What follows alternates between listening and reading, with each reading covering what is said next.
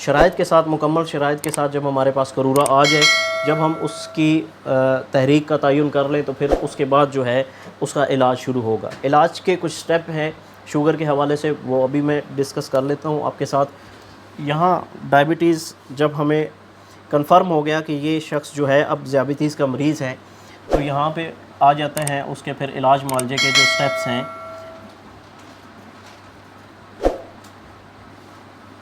Treatment के जो steps हैं,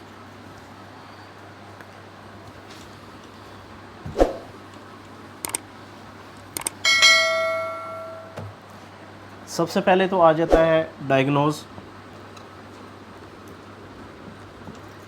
में हमारे पास ये अगर टेस्ट के साथ पेशेंट आता है या हमने टेस्ट करवा लिए तो हमारे सामने आ गया। डायग्नोज का एक जो है वो हिस्सा जो है वो मुकम्मल हो गया रिपोर्ट्स के हवाले से। तो दूसरा हिस्सा जो डायग्नोज का होगा वो आपका नब्ज़ है प्लस कारूरा है। जब आपकी तशख़ीस मुकम्मल हो गई तो उसके बाद आपने आना है ट्रीटमेंट की तरफ। ट्रीटमेंट में सबसे पहला जो स्टेप है डायबिटीज़ के हवाले से, स्पेशली हर मर्ज़ के हवाले से ऐसे ही है, लेकिन इसमें ख़ास तौर पे जो है वो जैसे कि इलाज बिल ग़िज़ा है हमारा, तो सबसे पहले हम ग़िज़ा की तरफ ही आएंगे।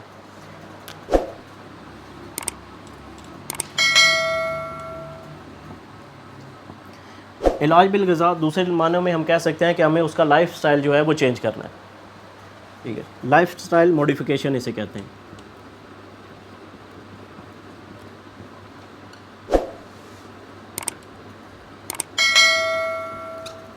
अगर वो दिन में 4 दफ़ा 5 दफ़ा, अब तो 6 7 दफ़ा खाने की रूटीन है, मतलब सुबह नाश्ता हो रहा है, उसके बाद जो है जैसे हमारे दुकानदार हज़रात हैं दुकान पे पहुंचते हैं या ऑफ़िस वर्क वाले ऑफ़िस पहुंचते हैं तो 10-11 बजे फिर जो है वो टी ब्रेक हो जाती है, फिर 1 बजे लंच होता है, 3-4 बजे फिर जो है वो स्नैक्स और टी आ जाती है, फिर शाम को जो है वो खाना है, खाने के बाद रात को फिर जो है वो बेड टी है। इसके अलावा और भी हैं, बाज़ लोग फिर आउटिंग पे निकल जाते हैं, वो भी कुछ वहाँ भी कुछ खाना पीना हो जाता है। तो खाने पीने के जो तादाद है वो अब सुबह शाम वाला नहीं है। जैसे उमूमन कहा था कि अल्लाह पाक जो है वो 2 टाइम की रोज़ी जो है रोटी दे दे इज़्ज़त के साथ तो बहुत है, वो 2 टाइम वाला कॉन्सेप्ट जो है अब वो शायद हमारी वो ज़िंदगियों से निकल चुका है। अब हम 4 5 6 7 दफ़ा भी दिन में खाते हैं। तो सबसे पहले तो आपने उसके खाने पीने पे आ जाना है कि उसको आपने अपने असूल के मुताबिक जो है वो लेके आना है कि उसे सुबह शाम 2 टाइम खाने पे लाना है, सबसे ज़रूरी। उसके बाद उसकी जो नब्ज़ और करूरे से जो तहरीक के मुताबिक उसकी ग़िज़ा बनती है, आपने उससे स्ट्रिक्टली जो है उसे बाउंड कर देना है उसी में, ये नहीं कि वो जो चाहे खाता फिरे। ठीक है जी। और इलाज मुआलजे में भी ये बात ज़हन में रखनी चाहिए। मेरे अतिबा बरादरान इस वक्त तो मेरे सामने मौजूद हैं, और वैसे भी जो पब्लिक के लिए भी यही है कि जो मौलज आपकी ग़िज़ा तब्दील नहीं करता, अगर वो आपका इलाज शुरू कर देता है और आपको परहेज़ नहीं बताता, आपका जो आपका डे का पूरा शेड्यूल है अगर वो मॉनिटर करके तो आपकी ग़िज़ा तब्दील नहीं करता, आपको स्ट्रिक्टली बाउंड नहीं करता आपके मिजाज के मुताबिक आपकी ग़िज़ा के साथ, तो वो आपके साथ ज़्यादती कर रहा है। वो वक्ती तौर पे वो आप उस मर्ज़ से जो है वो अगर छुटकारा पा भी लेते हैं वो फॉर द टाइम बिंग होगा, इलाज मुआलजा नहीं होगा। ठीक है, तो ये बात ज़हन में रखें कि इलाज का सबसे पहला जो है, जो तशख़ीस के बाद जो पहला स्टेप होगा वो आपकी ग़िज़ा होगा। अगर मौलज आपकी ग़िज़ा तब्दील नहीं करता, आपको परहेज़ नहीं बताता, तो वो मौलज मेरे ख़्याल से तो मौलज कहलाने का भी हक़दार नहीं होगा, क्योंकि वो पहले ही उसने बुनियाद छोड़ दी, और जब बुनियाद ही वो गलत हो जाएगी तो आगे उसकी जो तजवीज़ होगी वो भी सारी उस तरह जो है वो मरीज़ के लिए फ़ायदेमंद साबित नहीं होगी, वो भी बेकार है। जब वो परहेज़ नहीं करेगा, ग़िज़ा जो है वो मुखालिफ खाएगा, अपनी तहरीक अपने मिजाज के मुखालिफ खाएगा, तो उसे वो अद्वियात भी अच्छा असर नहीं करेंगे। तीसरे नंबर पे जो है वो फिर आपका आती है तजवीज़, आपकी प्रिस्क्रिप्शन।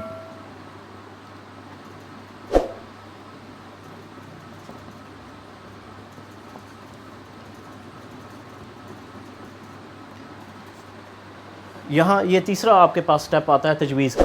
जो आपने नब्ज़ और करूरे से तशख़ीस कर ली, उसके मुताबिक आपने कानून शिफा के मुताबिक उसकी तजवीज़ करनी है अद्वियात। ये तीसरे स्टेप पे आएगा। और चौथे नंबर पे बाकी अमराज में अगर जैसे हर मर्ज़ के हिसाब से अलग अलग उसका क्राइटेरिया हमने इलाज मुआलजे का भी और चलना है। तो यहाँ जो है चौथे नंबर पे एक्सरसाइज जो है,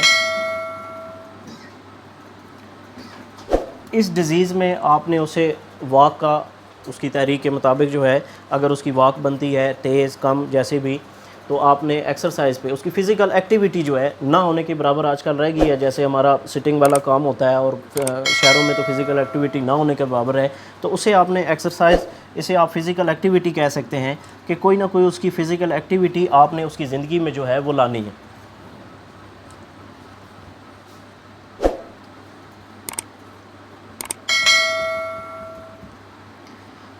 ये 4 स्टेप्स थे डायबिटीज़ के ट्रीटमेंट के हवाले से, जो कि हर मालिश को मद्देनज़र रखने चाहिए।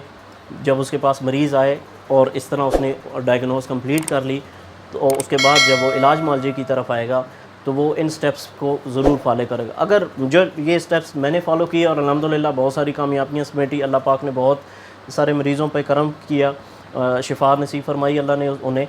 और इस पे अगर मेरे मौलिज भाई जितने भी हैं वो अगर चलेंगे तो इंशाल्लाह जो है वो कामयाबियाँ ज़रूर उनके मुक़द्दर में भी आएंगी। इसके बाद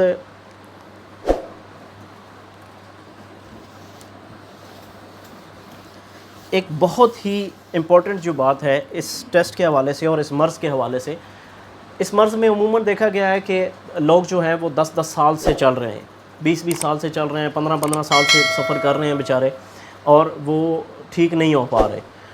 तो मौलजीन हज़रात से भी रिक्वेस्ट है, और जितने भी पेशेंट हैं, डायबिटीज़ पेशेंट हैं, उनसे स्पेशली मैं ये रिक्वेस्ट करूँगा कि अपना HbA1c जो है वो हर 3 से 4 महीने के बाद लाजमी कराएं। हर 3 से 4 महीने के बाद लाजमी करवाएं। और पहला जो हो और दूसरा नेक्स्ट जो हो, अगर उसमें उससे डिफरेंस नहीं आ रहा, बेहतरी नहीं आ रही, तो वो दोनों अपने मौलिज के सामने ज़रूर रखें। चाहे वो कहीं से भी इलाज करवा रहा है, जिस भी मौलिज से इलाज करवा रहा है, तो वो दोनों रिज़ल्ट्स जो हैं ट्रीटमेंट शुरू करवाने से पहले भी ले ले, ट्रीटमेंट के दौरान भी ले। हर 3 से 4 महीने के बाद वो HbA1c रिपीट करे, ताकि उससे पता चलता रहे कि अब मैं बेहतरी की तरफ जा रहा हूँ या मैं किसी डिज़ास्टर की तरफ जा रहा हूँ। मैं सिर्फ़ इस मर्ज़ को अंदर ही अंदर पाल पोस के बड़ा कर रहा हूँ, या मैं इस मर्ज़ से छुटकारे की तरफ जा रहा हूँ।